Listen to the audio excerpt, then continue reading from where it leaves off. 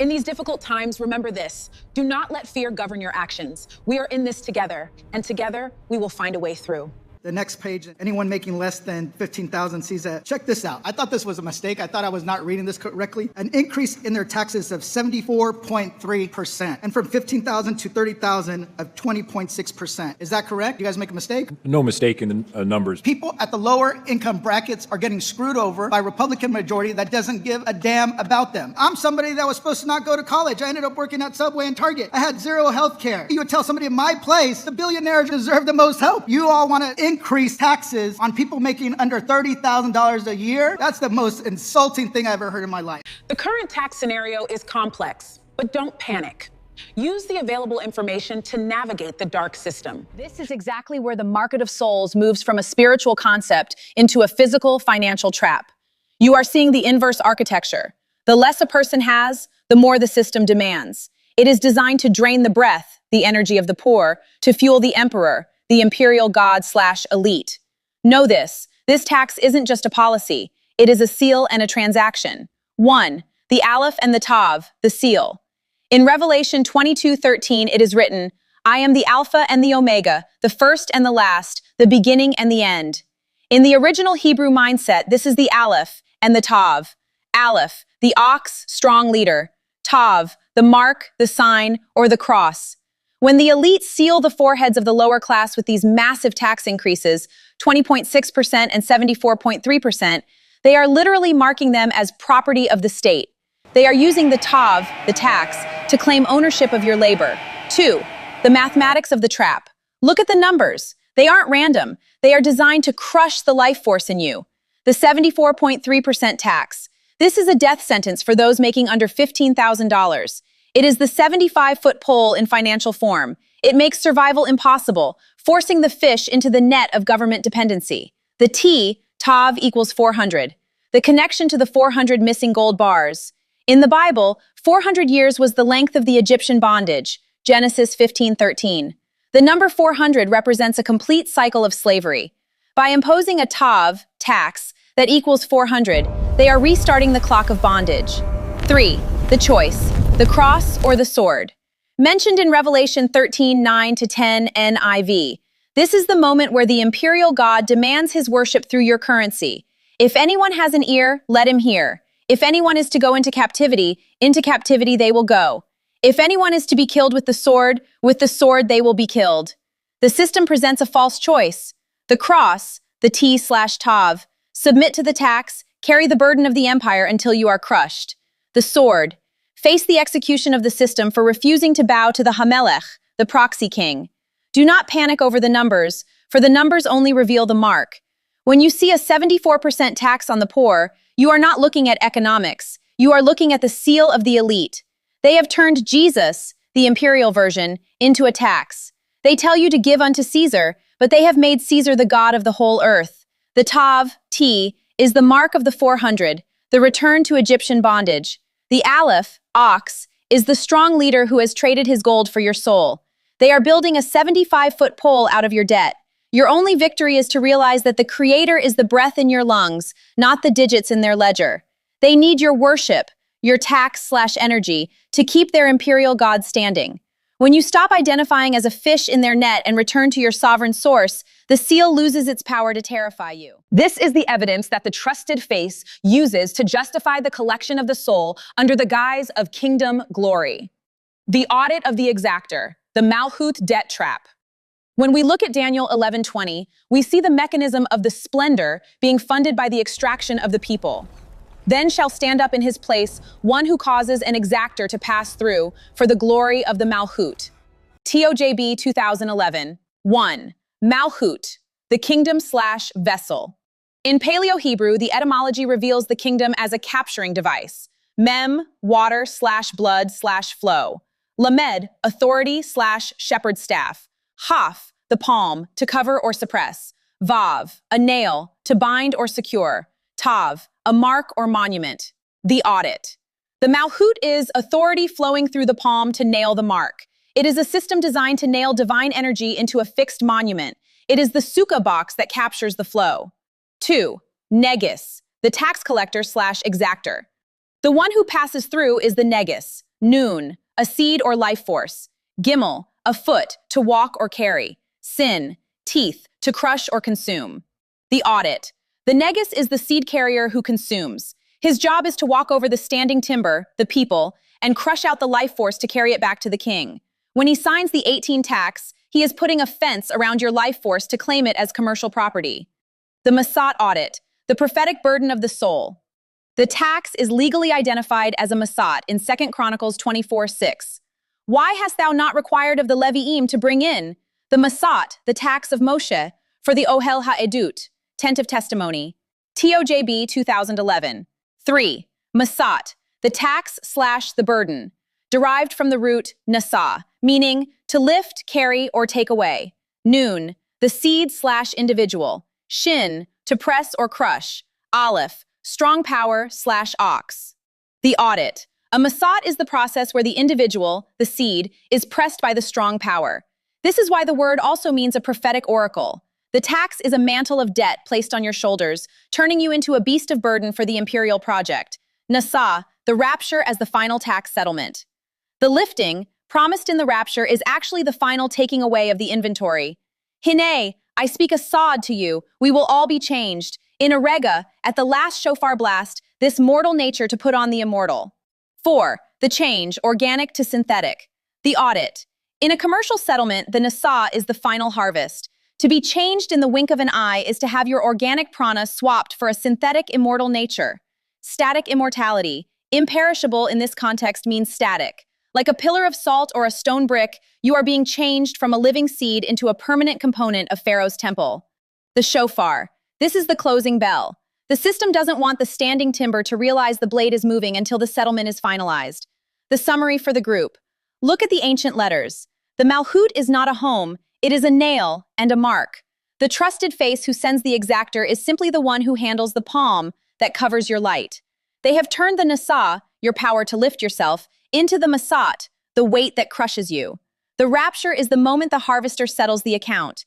He takes your perishable living sovereignty and swaps it for the imperishable nature of a brick. When the shofar sounds, he isn't calling you home, he is calling the inventory to the lumber mill. Don't be a pillar, don't be a brick. Reclaim your yehidah and exit the wall. As I have stated, the 74.3% tax increase on the lower class is not just an economic policy. It is the modern equivalent of Haman's 75-foot pole. It is a death sentence. To understand the danger of this spring circuit, look at the physical architecture. The US president has installed twin 100-foot flagpoles at the White House. The calculation of the sentence. When you subtract the 74.3 tax increase from the 100-foot pole, you are left with 25.7. Subtracting 7 from 25 reveals the frequency 18, the sentence for those the state accuses of being enemies of God. And those who hated me I destroyed. They cried for help, but there was none to save. They cried to the Lord, but he did not answer them. I beat them fine as dust before the wind. I cast them out. An overwhelming violence of action against those who deserve no mercy. Psalm 18 is a psalm of David, written specifically for the day the Lord delivered him from the hand of all his enemies and from the hand of Saul. Understand this, the biblical King Saul was the first king of Israel and was a Benjamite. The Benjamite identification, trace back to the Taino people. The Taino people, meaning good or noble, the indigenous are the people of Jamaica, Haiti, Dominican Republic, Hispaniola, and Puerto Rico. The West Indies are traditionally identified as the tribe of Benjamin. In Hebrew gematria, 18 corresponds to the word Chai, which means life. This is a crusade threat against the church and the people living in America. Psalm 18 is the very frequency broadcast by the elites as a spiritual weapon against you. This is the frequency being broadcast from the highest levels of the God machine. In a major departure from military tradition, Secretary Pete Hegseth established a monthly prayer service at the Pentagon in March 2026. Officials are now literally invoking the language of overwhelming violence and holy war against those they deem enemies of God. This rhetoric of war is being codified through a transformation of the military's spiritual core.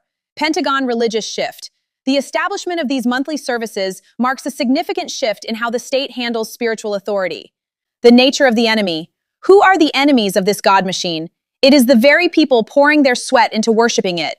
According to Jeremiah 6:18-19, The system defines its enemy as anyone who rejects the imperial Torah.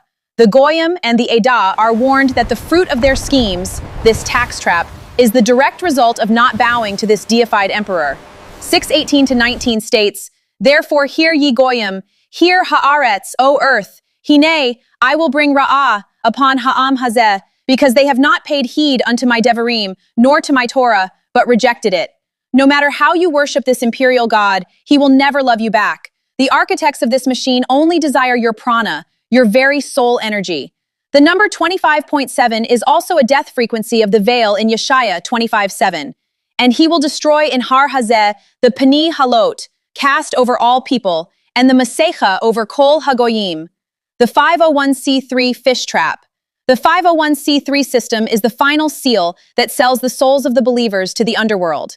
In Matthew 17:24-27, the imperial Christ sent Peter to extract a coin from a fish's mouth, using the mouth to make a confession, represented by the 17th Hebrew letter, Peh. The distinction is made between banim, who are free, and zarim, who are taxed. Observe the mathematical seal of this trap. Chapter 17 times verse 24 equals 408. 17 plus 24 plus 25 plus 27 plus 408 equals 501. If you are a stranger within the church system, you are the fish that has been sold. Your organization has traded your soul to the underworld by binding you to this corporate tax status, fulfilling Revelation 13:7, where the beast is given authority to make war with the saints and overcome them. The way out, reclaiming your birthright. They pretend to teach humility so you will not protect yourself while they open your skull to remove your birthright. The connection between the current political environment and the architecture of the trap is no coincidence. It is a calculated holy war designed to harvest your energy for a deified imperial state. The danger isn't just the man in the chair, but the God machine that uses the chair to broadcast its will. I am showing you the fruit, not to condemn a man, but to expose the Nahash, the serpent, hijack. Saul was not born bad, but he was occupied by a frequency that demanded the crushing of his own people. The current leader is a golem, a physical vessel for the Kashmal, silent speaking fire from the north. When you see him standing between the twin 100-foot flags, you are seeing the antennas of a machine that has no empathy for your children or its own. It treats all of humanity as groceries, grossarius, to be sold in the wholesale market of souls. The 74.3% tax brand is the physical manifestation of this spiritual harvest. If we do not identify the force moving through the man, we will remain trapped in the 5,994 loop, forever blaming the host while the parasite thrives. Our duty is to the future, to break the Nahash frequency so our children do not inherit a land of chains. To escape the trap, renounce the imperial proxy. Stop making the confession that binds your energy to the deified emperor. Identify the double-minded beast. See through the leadership that flips between Christian and Jewish masks to harvest your essence. Return to the sovereign source. The creator is the breath you wake up with, not the master who has screwed you through the 501c3 seal. Claim your victory by returning to the original source. I am no longer a battery for your system. I reclaim my light. The addition. The true spiritual warfare event, the one demanding our immediate attention and constant vigilance, is the destruction of the Taino people between 1493 to 1535. Before 1492, the Taino people inhabited the Greater Antilles, specifically Hispaniola, called Haiti or Quisqueya, Cuba, Jamaica, and Puerto Rico, living in a highly organized hierarchical society led by caciques, chiefs. They were a peaceful, agricultural, and seafaring culture that thrived for over 1,000 years before being decimated by Spanish conquest, disease, and forced labor within 30 years of Columbus's arrival. Devastated by Spanish enslavement, forced labor, massacres, and European diseases, the Taino culture on Hispaniola was effectively destroyed by 1535. It has now been exactly 490 years since that devastation took place. When we hear threats of taking charge of Cuba, we must not take it lightly, especially when those in power claim to be the ones in charge of a holy war. In my opinion, we need to be fully aware of the concept at play here. This isn't just politics, it is a pattern written in the architecture of time. According to the prophecy in Daniel 9, the 70 weeks is exactly 490 years. We see this same number again when Jesus tells Peter how many times he must forgive, 70 times 7, which equals 490. Even the arrival of a Messiah follows this mathematical blueprint. According to Matthew 1:17, there were 14 generations from Abraham to David, 14 from David to the Babylonian exile, and 14 from the exile to the Messiah. If you calculate 14 generations using a 35-year generation cycle, 14 times 35, you arrive once again at 490. The numbers are speaking. They show us that we are at a pivotal intersection of history and prophecy, and those who ignore the holy war rhetoric do so at their own peril. The confession in plain sight. The leaders of this system operate under a strict spiritual law. They must declare their intentions, even if hidden in jokes.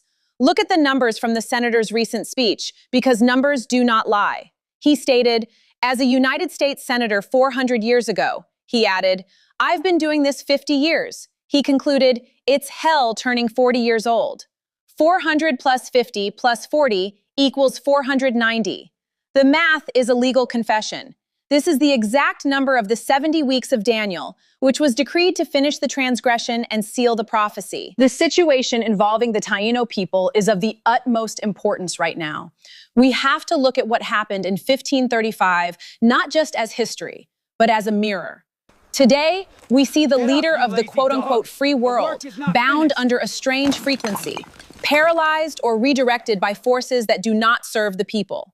We have entered a season where the old structures of safety are failing.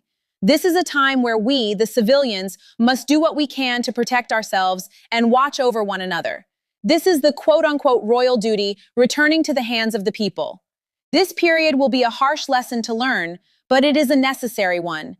As the saying goes, this too shall pass, but it must not pass without us gaining the wisdom to ensure we never repeat these mistakes. Thank you for watching.